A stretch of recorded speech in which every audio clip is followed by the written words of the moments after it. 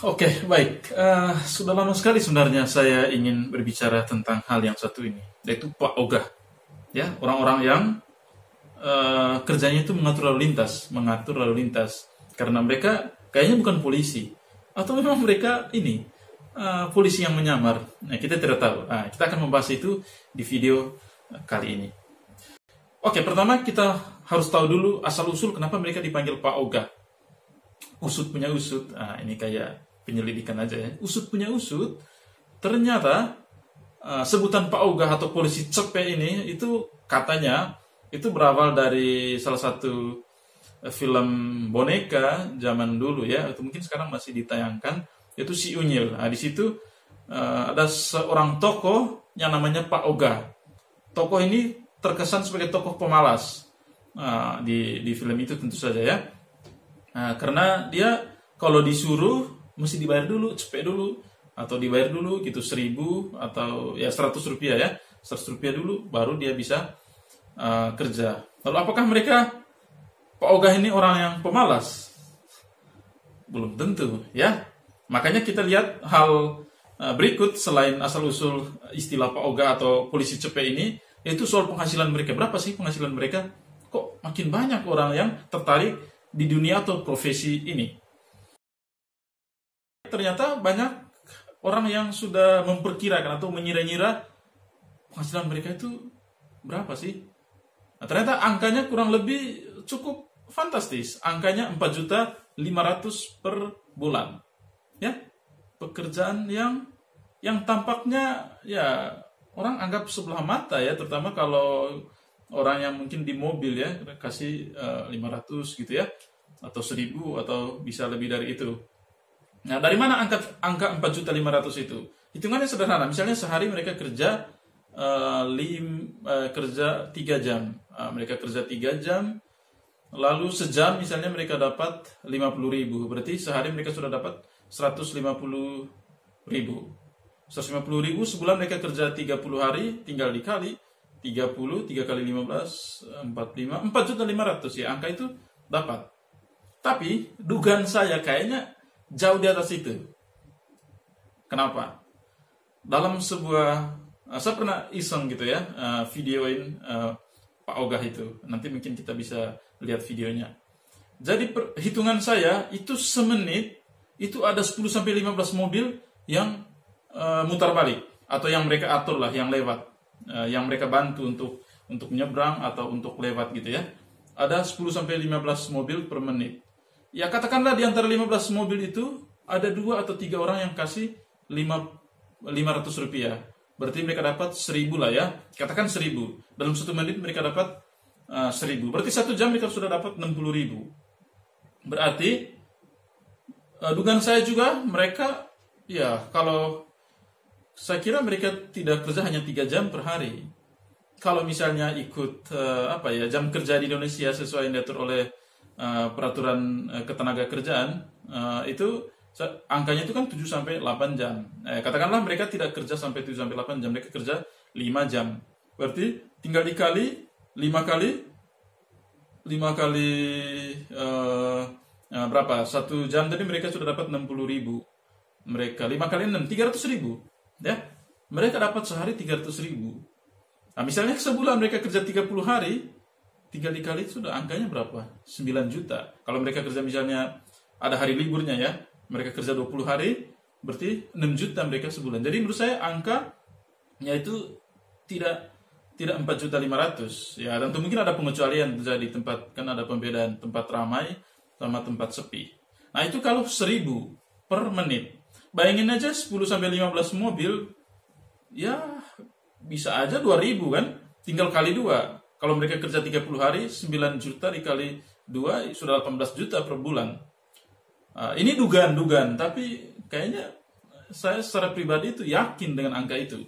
Ya, karena kendaraan kan makin banyak sekarang. Secara statistik kan jumlah kendaraan di se-Jabodetabek misalnya itu meningkat terus tiap tahun.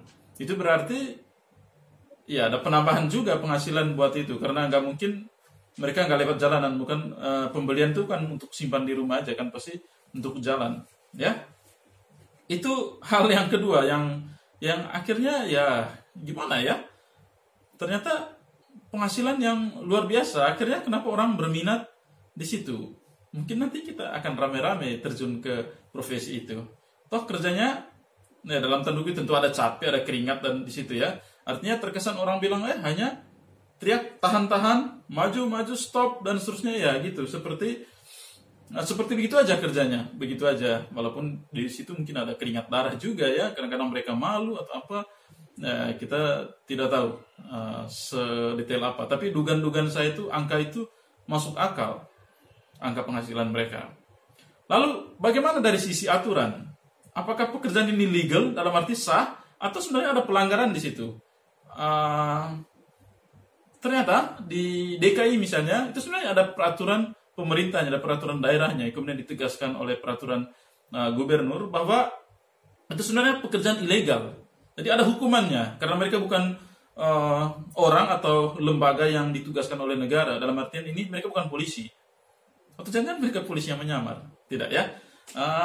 Itu ternyata mereka dilarang atau dalam peraturan itu sebenarnya orang selain polisi atau petugas lain yang dipercayakan oleh negara itu akan didenda kalau melakukan itu. Ada pelanggaran di situ. Dendanya angkanya 100.000 sampai 20 juta. Ada juga hukuman di penjara kayak gitu-gitu. Dikurung lah ya. Ternyata itu melanggar. Tapi fenomena ini sepertinya polisi membiarkan itu terjadi. Atau polisi juga merasa terbantu dengan hal seperti ini.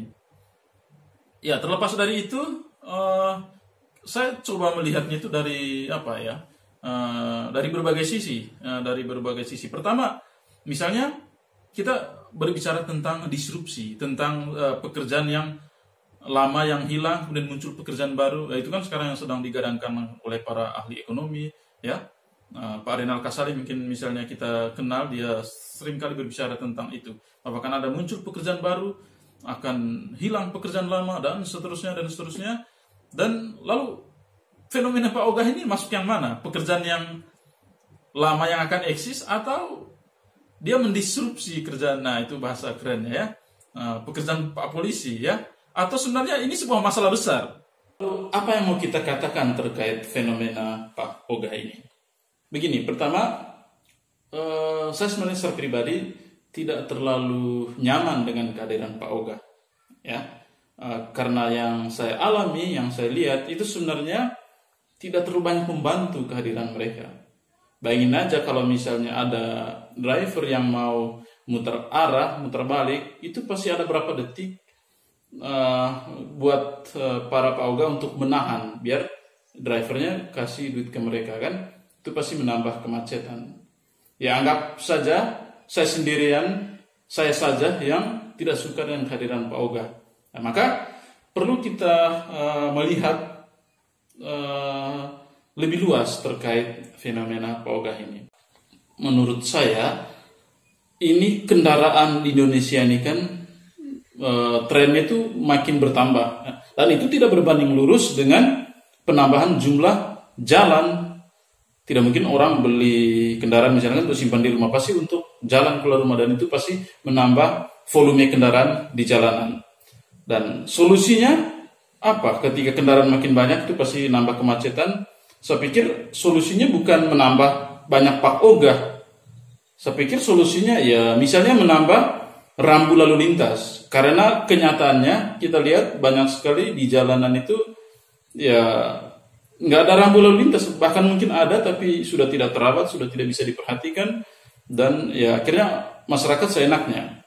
Lalu langkah kedua ketika itu dibenah, artinya misalnya jalannya diperlebar, kendaraan rambu-rambu lalu lintasnya diperbanyak. Hal yang penting tentu saja kesadaran masyarakat dalam berlalu lintas. Itu sebenarnya yang paling penting, karena adanya Pak Ogah menurut saya itu karena kesadaran berlalu lintas kita masih kurang, karena butuh orang yang mengatur. Tidak seperti negara-negara lain misalnya kan, ya mereka hanya cukup lihat rambu-rambu, mereka saatnya berhenti, saatnya muter. Jadi ya menurut saya poin utamanya di situ. Lalu hal ketiga, kalau memang mereka ini dibutuhkan dalam artian dia membantu kelancaran lalu lintas, dia membantu polisi di sini, saya pikir mereka juga perlu mendapat perhatian misalnya soal kesehatannya, ya soal jaminan-jaminan lain kan. Karena mereka kan pekerjaan yang sangat berisiko, ya. Mungkin sudah ada kejadian mereka ditabrak, disenggol dan seterusnya, apalagi terkait dengan kesehatan misalnya. Saya pikir mereka tidak di-cover sama BPJS Kesehatan kalau misalnya mereka sakit, karena ini sangat rentan. Nah, setiap hari mereka atau setiap detik mereka menghirup asap kendaraan dan polusi yang lain. Saya pikir ini juga menjadi perhatian. Lalu kalau memang akhirnya mereka benar-benar dibutuhkan, ya butuh pelatihan tentu saja untuk ya biar ahli sebagai Pak Ogah ini benar-benar profesional, sungguh sebuah profesi. Ya walaupun tadi kembali lagi apakah mereka nanti terdisrupsi oleh perkembangan teknologi atau seperti yang saya katakan tadi soal dampak kemajuan teknologi, kemajuan zaman, mungkin mereka akan tergerus dan lama-lama ini akan hilang. Kita tidak tahu. Atau justru mereka bertahan dan eksis di tengah gempuran munculnya pekerjaan-pekerjaan baru. Saya pikir itu saja poin-poin yang bisa saya sampaikan terkait Pak Ogah. Nanti untuk diskusi lebih lanjut kita akan masuk ke video selanjutnya.